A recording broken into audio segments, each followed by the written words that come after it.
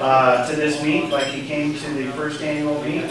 He agreed to moderate our panel again after a great first effort last year. And as I said earlier, we have a lot of big personalities at this table with Wes tonight. So it's going to be a lot of fun. Ladies and gentlemen, Wes Phillips of Stereophile.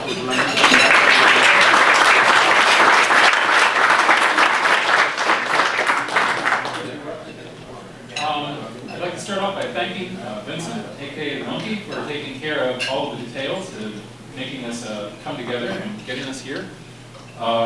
It's a great job. It was very painless for me. I hope it was for everybody else. And I'd like to thank Sennheiser for supplying microphones. And I'd like to thank you guys for having me back again. I really enjoy coming to Headfest meets because it's one of the few chances I get to feel like a relatively normal person in the room. And it's even rarer for me. I get to be one of the guys that has like the modest system. And I can't tell you how much that means. But I'm also at a panel with a stunning amount of talent tonight. These guys have, in some cases, created an entire portion of the industry and taken it to levels that, well, the rest of the world just isn't quite aware of. But people in this room, being incredibly smart and strange, are well ahead of that curve. And I'll start by introducing the person immediately over here, who is Mikhail. And I was going to just wing it and tell you what I knew about these guys, and Vincent actually supplied me with bios full of facts instead of the fantasies that I come up with, and so I'll let you in on something. Mikhail Rosenberg began his quest for audio nirvana at an early age. Vacuum tube transmitters and receivers for long-range communications embedded most of Mikhail's early work.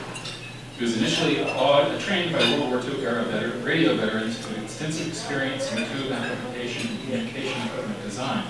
The headphone amplification aspect of it initially came from the inherent requirement of using headphones in radio communications applications. His love of audio began at the same time as involvement in communications design and radio transmission. Mikhail believes that quality science in headphone use and transmission became increasingly important and central to the designs that he produced.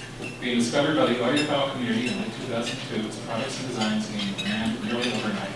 This allowed him to dedicate his efforts to design and production of the most innovative audio works ever produced.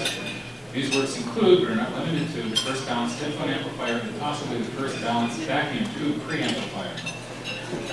Single power audio represents the culmination of work created over decades of implementation, design, and implementation. He's led the headphone audio industry into a new and exciting frontier of true high-end headphone audio. I got lost there. There's several firsts in the headphone amplification industry. Oh, I got so lost. This is just one heck of a creative individual.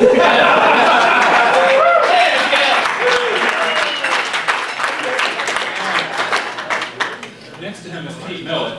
And Pete is well known to you guys from both his design and his DIY. He's basically a DIY guru. He's been an electrical engineer for approximately 25 years, focusing on hardware, design of consumer electronics and PC hardware. He currently works as a systems applications engineer at Texas Instruments in Dallas, where he defines and supports custom power and audio ICs. Previously, he owned Wheatfield Audio, which designed and built two headphone amps. He's published many DIY audio articles and projects, including the Millett Hybrid headphone amp, which examples of are here. He also designs commercial products for high-end audio manufacturers. He's put a wealth of information in the public domain. He's been generous with his time and expertise, and is an exemplar of the DIY community at its best.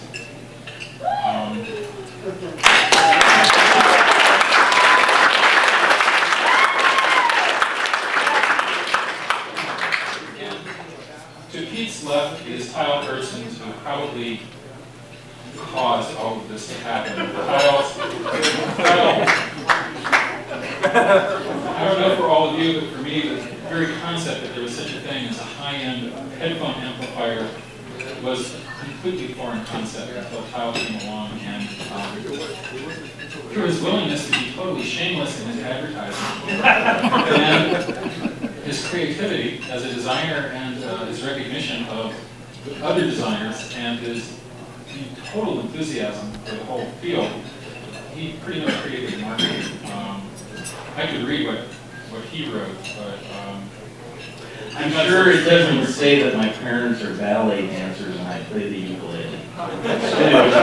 So you bringing you to the show? I do. All right, band. I will say that Kyle almost got me fired in my first year of working for Stereophile when I proposed to John Atkinson that I review a headphone amplifier bag.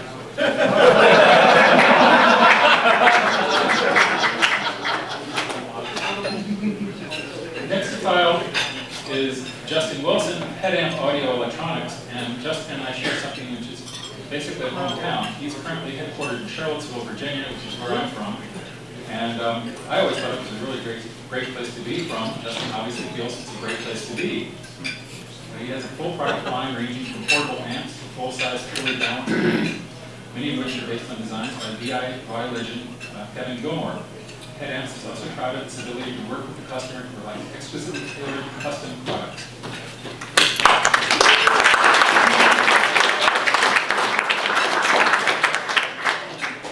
Justin's left is Dr. Rudy Storr, founder and designer of Rudy Storr Sound Systems Limited.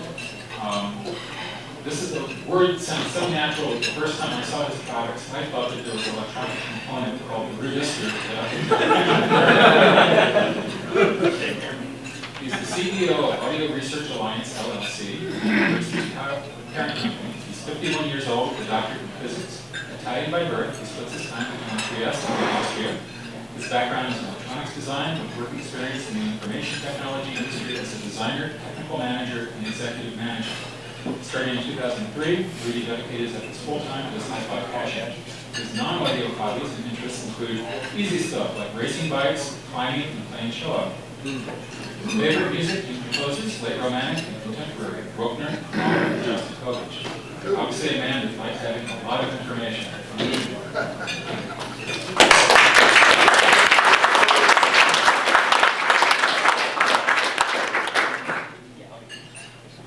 And all the way down at the end is Head Bike Community's probably inextinguishable source of energy.